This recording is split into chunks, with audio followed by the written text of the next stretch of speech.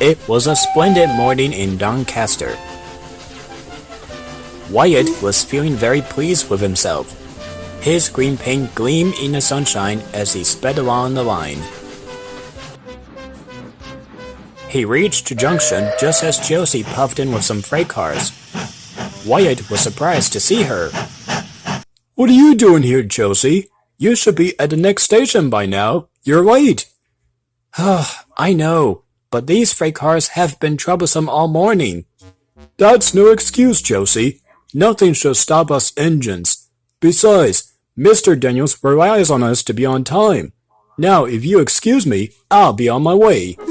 And Wyatt puffed importantly away. Josie just rolled her eyes and chuffed away.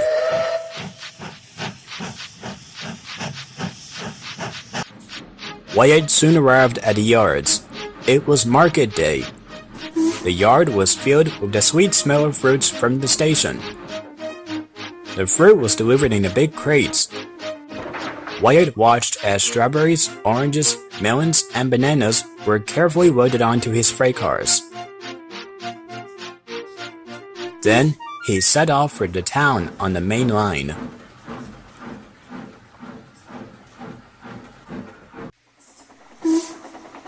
On the way, he met Julian. "Really reliable! That's me! Pity the same can't be said for Josie, you know. Goodbye!" What was that all about? That was trouble. Trouble for Wyatt. Just wait and see. Meanwhile, Josie was back in the yard and busy shunting. She had freight cars in good order and was making up for lost time. But the station master had bad news. "What's happened? Wyatt's brakes are jammed. We need Josie's help right away." Josie quickly set off to the rescue.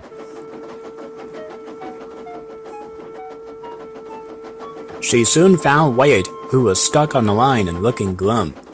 Josie couldn't help laughing. "Ha ha ha ha! Got yourself in a bit of a jam, eh, Wyatt? What do you might call it? A sticky situation?" "You can laugh all you want to, but it's not funny having jammed brakes, Josie. And not very reliable either. I'm surprised you let it happen, Wyatt. Nothing should stop us engines. That's what you said to begin with."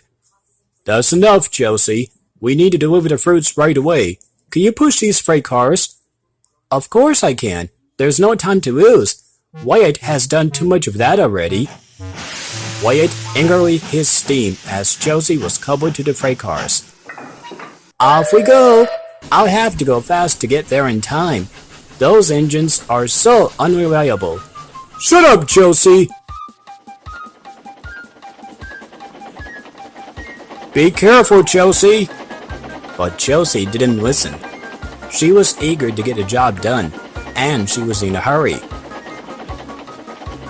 Suddenly, she didn't see that the switches had failed and that she had been diverted into a siding. "Look out, Josie!" The driver applied the brakes, but it was too late.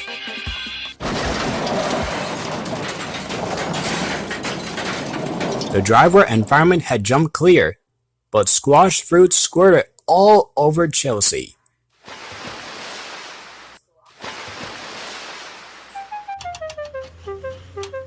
Mr. Daniels soon arrived. "Josie, you were not to blame for the switch's failure, but I do not approve of you ruining the fruit, and the delivery is late enough as it is. You must be cleaned up at once." "Yes, sir. Sorry, sir." And Josie squatched sadly away. That night, the shed was silent. Wyatt and Josie felt very sorry for themselves. At last, Ashton spoke. "You know, there is more than one way to get jammed. We all learned that today or so." Still, there was silence. "What's more is that we also learned that sometimes when engines help each other out of a jam, things can still go wrong. So, that means we learned a lot today, and therefore..." Then came a chorus. "We are really useful engines after all."